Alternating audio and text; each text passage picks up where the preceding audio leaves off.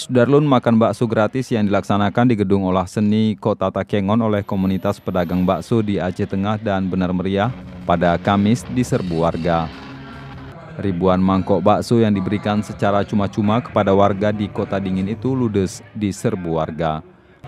Kegiatan makan bakso gratis tersebut bertujuan untuk mengembalikan citra bakso pasca terungkapnya penjualan bakso mengandung daging babi beberapa waktu lalu di salah satu penggilingan daging di Kampung Blangkolak 2, Kota Takengon. Alhasil para pemilik usaha warung bakso di Aceh Tengah maupun Benar Meriah nyaris gulung tikar karena sepi pembeli.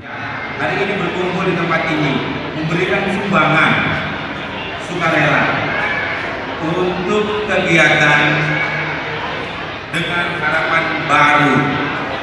Kita berupaya untuk menciptakan bakso yang halal, bakso yang sehat, bakso yang bersih, dan bakso yang layak untuk dikonsumsi.